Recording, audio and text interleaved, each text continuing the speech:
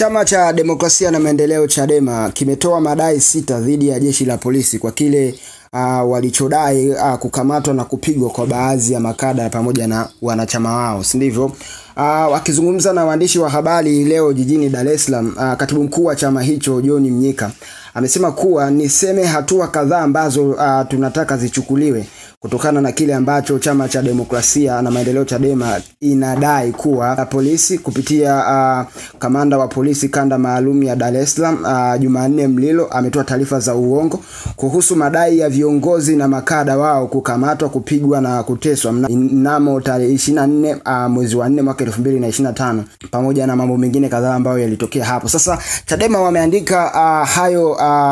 hayo madai yao 6 kuhusiana na namna ambavyo kamanda wa polisi kanda maalum ya Dar es Salaam namzungumzia Jumanne Mlilo na namna ambavyo wenyewe wanavyotaka kutokana na taarifa za uongo ambazo alizitoa pia vyombo vya habari nchini. La kwanza ambalo chama cha Demokrasia na Maendeleo Chadema wameliandika, wamesema kwamba kamanda wa polisi Jumanne Mlilo kwa kuongoza zoezi hilo na kwa kusema uongo hadharani na mamlaka yake na uteuzi na nidhamu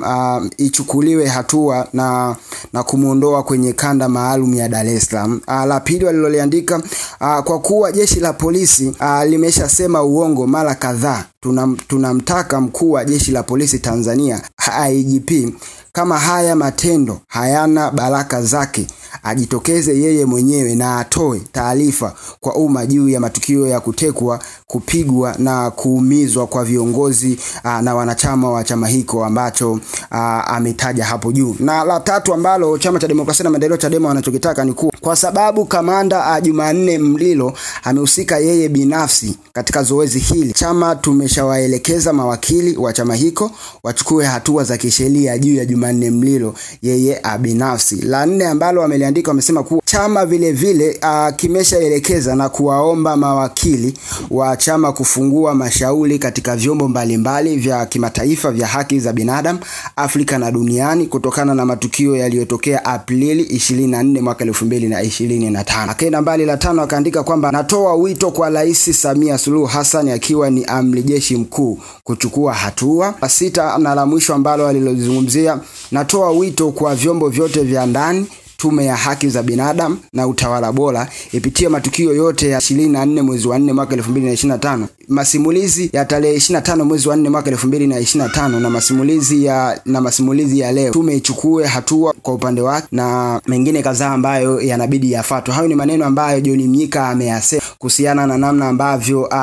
kamanda wa jeshi la polisi kanda maalum ya Dar es Salaam amezungumzia Jumanne Mlilo kwa kile ambacho alichokisema hadharani kuhusiana na idadi ya wanachama wa chama cha Demokrasia na Maendeleo Chadema ambao walikamatwa hiyo siku ya tarehe 24 mwezi wa 4 mwaka 2025, kwamba kwa mujibu wake yeye alisema kwamba waliokamatwa walikuwa ni wawili, lakini taarifa awali zilizotoka zilisema waliokuwa wamekamatwa walikuwa ni wanachama 5 wa chama cha Demokrasia na Maendeleo Chadema na waliokuwa wamejeruhiwa ni takribani watu 22. Kwa mujibu wa John Mnyika alipokuwa anaongea na waandishi wa habari kwenye makao makuu ya chama hiko jijini Dar es Salaam, amesema idadi mpaka sasa hivi iliyofikia ni idadi ya watu 25. So hicho ndicho ambacho katibu mkuu wa chama hiko cha Demokrasia na Maendeleo Chadema John Mnyika alivyotoka na kutaka kupinga ile kauli ya Jumanne Mlilo kuhusiana na namna au kuhusiana na idadi ya wanachama pamoja na makada wa chama cha Demokrasia na Maendeleo Chadema ambao walikamata siku hiyo na hawakujulikana ni mahali gani ambapo walikuwa wamepelekwa, si ndivyo? Sasa wewe una maoni gani kuhusiana na hiki ambacho John Mnyika amekisema na haya madai ambayo wenyewe wameyataka yatekelezwe haraka iwezekanavyo kuhusiana na namna ambavyo Jumanne Mlilo ambavyo alivyovisema siku hiyo, na amemtaka IGP